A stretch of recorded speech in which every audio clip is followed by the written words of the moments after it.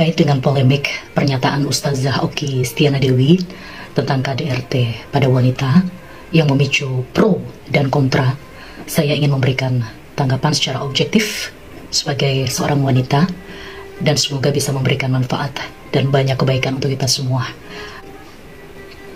Saya seorang wanita, seorang istri, seorang ibu yang juga pernah mengalami KDRT, kekerasan dalam rumah tangga, baik verbal maupun non-verbal, fisik maupun batin atau mental. Bukan sekali atau dua kali, tapi berkali-kali.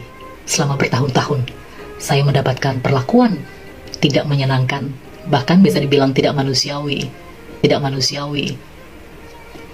Saya pribadi sangat mengagumi sosok seorang Oki Stiana Dewi, dan selama mengenal beliau, bertemu, berkomunikasi, bersilaturahmi beberapa kali, saya melihat beliau adalah sosok wanita yang sangat lembut, cerdas, solehah, memiliki kecerdasan perasaan empati yang tinggi dalam memahami perasaan orang lain, terutama wanita, dan beliau sangat ramah.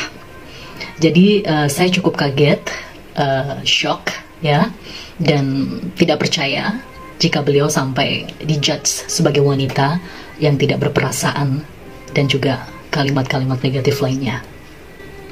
Tujuan saya memberikan tanggapan di sini bukanlah untuk menunjukkan kesedihan atau menunjukkan masa lalu saya yang menyakitkan, tapi justru di sini saya ingin mengajak semua wanita untuk mengambil hikmah, untuk memotivasi, ya, untuk bersama-sama kita berpikir positif, open-minded, terbuka, dan selalu berprasangka baik kepada ujian atau takdir yang Allah berikan kepada kita, sekalipun itu menyakitkan, agar kita menjadi manusia yang beruntung dan dirahmati oleh Allah Subhanahu wa Ta'ala.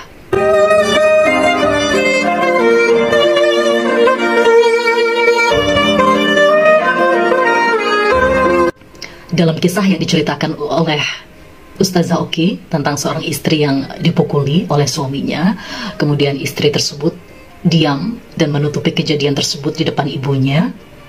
Demi Allah, cukuplah Allah menjadi saksi. Kisah ini benar-benar saya alami dalam rumah tangga saya beberapa tahun lalu. Kisah ini benar-benar saya alami dalam rumah tangga saya beberapa tahun lalu. Ada sebuah kisah nyata di Jeddah. Suami istri lagi bertengkar. Suaminya marah luar biasa pada sang istri, dipukullah wajah istri. Kemudian istrinya menangis, tiba-tiba terdengar bel pintu rumah berbunyi. Ketika istrinya membuka dalam keadaan sembab matanya, ternyata ibunya sang istri. Suaminya dari kejauhan dredeg, deg-degan. Ya Allah, istriku ini pasti ngadu ini sama mertuaku ini nih, bahwa tadi baru dipukul. Orang tuanya tanya kepada si perempuan ini, anakku kenapa? Kok kamu nangis matanya sembab begitu, kenapa? Istrinya mengatakan, ibu, ayah, ya Allah, aku tuh tadi berdoa sama Allah, aku rindu sama ibu sama ayah, udah lama gak ketemu. Aku tuh nangis karena aku rindu sama ibu sama ayah. Taunya Allah langsung menjawab doaku, aku semakin terharu. Jadi aku nangis tuh, aku rindu sama ibu sama bapak, bahagia bisa ketemu sama ibu sama bapak. Suaminya dari kejauhan, ya Allah, nih istri, padahal bisa loh istrinya ngadu sama orang tuanya itu. Aku baru dipukul, ada KDRT, kekerasan dalam rumah tangga. Jadi waktu itu banyak sekali bekas luka lebam di wajah, ya, terutama area di sekitar mata karena ditonjok atau ditinju waktu itu. Luka lebam di bagian lengan saya kanan kiri, ya, karena dipukuli berkali-kali, dan juga di seluruh tubuh saya hingga kaki saya lebam-lebam semuanya, bengkak semuanya. Lalu ibu saya bertanya, kamu kenapa lebam semua? Sambil menahan air mata saya jawab, saya baru kecelakaan, jatuh dari sepeda motor. Dan ibu saya, mama saya marah sekali waktu itu. Bayangkan ya, saya baru cerita jatuh kecelakaan dari sepeda motor, ibu saya sudah marah-marah gitu. Apalagi kalau saya cerita dipukul, ya, oleh mantan pasangan sampai lebam semua. Bukan cuma marah, pasti hancur hati ibu saya. Dan bisa jadi rumah tangga saya juga hancur waktu itu, karena orang tua sudah ikut bermain emosi dan perasaan, dan pasti ada rasa tidak terima anaknya diperlakukan seperti itu. Tapi itulah fakta yang terjadi. Bisa saja saat itu saya melakukan rongsen mengadukan mantan suami atau mantan pasangan ke polisi, ke orang tua, bahkan ke publik media sosial supaya saya mendapat keadilan, ya, supaya beliau dipenjara. Dan saya sudah menyiapkan lawyer, pengacara saat itu bahkan. Tapi akhirnya saya mencoba untuk merenung, muhasabah diri untuk tidak melakukan itu. Dan pasti semua orang bertanya-tanya, kenapa diam, tidak dilaporkan, kenapa tidak mengadu supaya dapat keadilan, supaya dihukum dan lain-lain. Saya tegaskan, saya memutuskan untuk tidak diam. Ya, setelah dipukuli sampai babak belur dari ujung kepala sampai kaki, dibenturkan kepala saya di tembok, dihina, direndahkan, dicaci, dan parahnya itu beliau lakukan di depan anak saya yang masih balita. Saya tegaskan, saya tidak diam. Saya tidak diam sebagai wanita. Karena saya lebih memilih melaporkan, mengadukan semua kezaliman itu kepada zat yang lebih berkuasa dari manusia, yaitu Tuhan yang Maha Besar, Allah Subhanahu wa Ta'ala. Setiap malam saya merintih, menangis, berdoa, mengadu kepada Allah atas kezaliman beliau. Bahkan pernah pada saat sholat saya ditertawakan oleh beliau karena menangis. Dan itu memang fakta terjadi. Dan pasti ada yang bilang begini, ya berdoa tetaplah, tapi pakai logika juga, harus dilaporin dong. Itu kan sudah tindakan kriminal, kekerasan dan lain-lain. Justru di sini waktu itu saya memakai logika. Mengapa saya tidak mengadu kepada manusia secara hukum waktu itu, ataupun dalam lingkungan keluarga waktu itu? Saya lebih memilih mengadu pada Allah, karena hanya Allah yang bisa memberikan keadilan kepada saya. Hukum manusia itu ada batasnya, tapi azab Allah sangat pedih, sangat pedih. Dan sebagai korban KDRT saat itu, saya tidak punya cukup energi untuk bolak-balik ke kantor polisi, pengadilan, berselisih, dicecar banyak pertanyaan, menyiapkan bukti, dokumen, menghabiskan tenaga, waktu, bahkan materi, uang. Subhanallah, saya sudah sangat hancur babak belur, fisik dan mental hancur sekali waktu itu. Ditambah lagi dengan perselingkuhan, lengkap sudah pengkhianatan. Secara logika saya sudah tidak punya daya dan energi untuk mencari keadilan ke manusia waktu itu.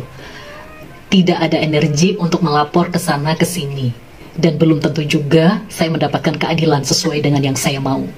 Katakanlah pelaku KDRT tersebut dipenjara beberapa bulan atau beberapa tahun, 2 atau 3 tahun bahkan lebih.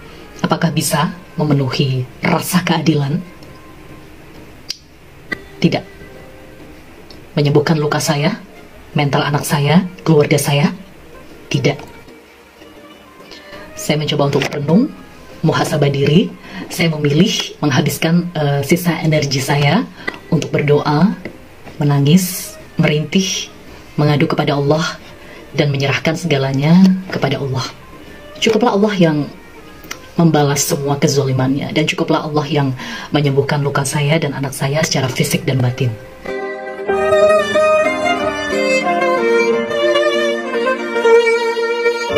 Nah, jadi kesimpulannya, saya ingin memberikan tanggapan bahwa sebenarnya dakwah yang Ustazah Oki sampaikan ini, jika kita bisa berpikir lebih positif, sama sekali tidak bermaksud untuk menyuruh wanita diam saat mengalami kekerasan atau kezoliman, atau bahkan tindakan kriminal ya dalam rumah tangga. Pesan yang hendak disampaikan Ustazah Oki di sini sebenarnya adalah wanita justru jangan diam. Wanita justru jangan diam. Wanita justru jangan diam saat mengalami kezoliman, apalagi itu kekerasan. Wanita silahkan mengadukan kekerasan atau kezoliman kepada manusia, orang tua, keluarga, saudara, atau mungkin secara hukum di pengadilan dengan beberapa konsekuensi yang harus diterima. Salah satunya adalah perceraian, perpisahan. Dan jika wanita takut diceraikan suami karena mengadu, lapor ke orang tua, keluarga, dan lain-lain, saya melihat Ustazah Oki justru memberikan pesan, tetap jangan diam. Ustazah Oki justru memberikan pesan, tetap jangan diam.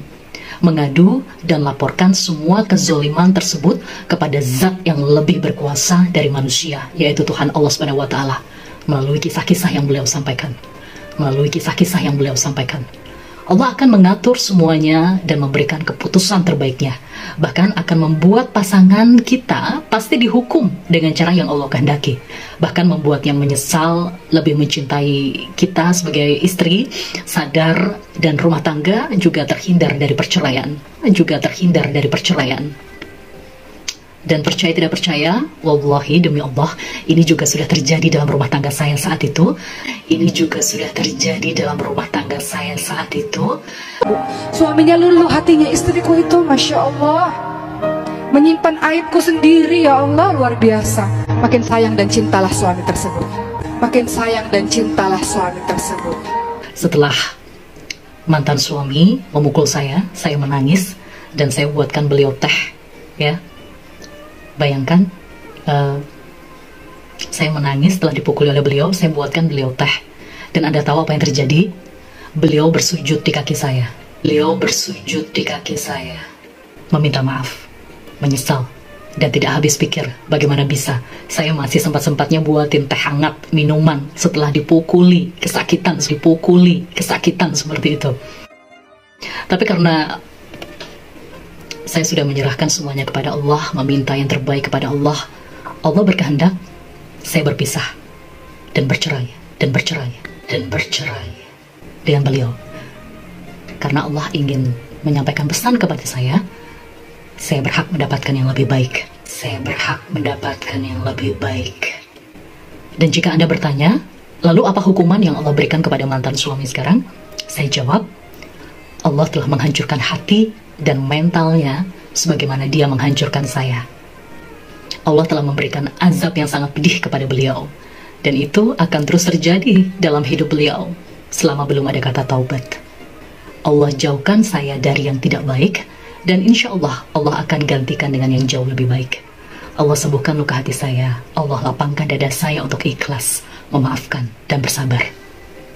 Dan satu lagi terkait kata-kata perempuan jangan lebay, seperti yang disampaikan Ustazah Oki. Padahal bisa loh istrinya ngadu sama orang tuanya itu. Aku baru dipukul, ada KDRT, kekerasan dalam rumah tangga. Suamiku itu kan kalau perempuan kadang-kadang suka lebay ceritanya, nggak sesuai kenyataan, dilebih-lebihkan gitu. Orang kalau lagi marah, lagi sakit hati kan ceritanya suka dilebih-lebihkan biasanya.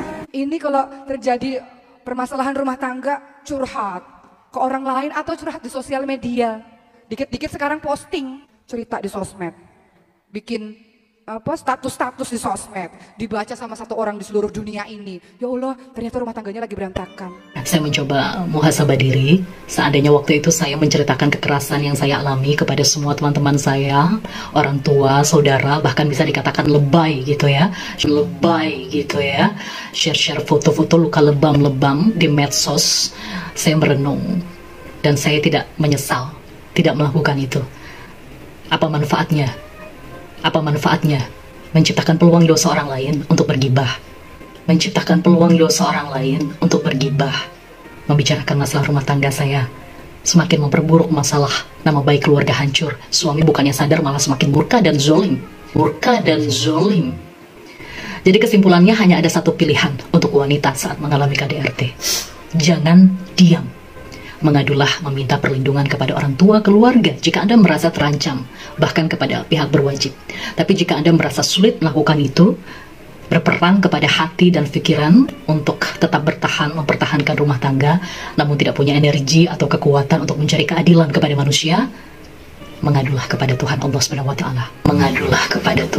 SWT. Percayalah, Allah akan berikan kita keadilan melalui manusia-manusia pilihannya dengan cara-cara yang Allah inginkan. Dan sebenarnya banyak hikmah positif yang bisa diambil dari dakwah yang beliau sampaikan. Dan untuk Ustazah Oki, tetap semangat, jangan menyerah dalam berdakwah. Sebagai wanita, saya sangat mendukung dakwah-dakwah positif beliau, dan setiap dakwah pasti ada ujian, setiap proses pembelajaran pasti ada ujian, termasuk kita dalam mengambil ilmu atau hikmah dari dakwah tersebut, Allah pasti akan menguji kita.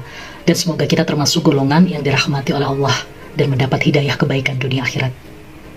Dari sini, semoga pengalaman dan pernyataan ini bisa bermanfaat dan menjadikan kita semua sebagai pribadi yang lebih sabar, santun dalam berbicara, ikhlas, dan lebih kuat dalam menjalani ujian kehidupan. Demikian, saya Zaida Salim. Wassalamualaikum warahmatullahi wabarakatuh.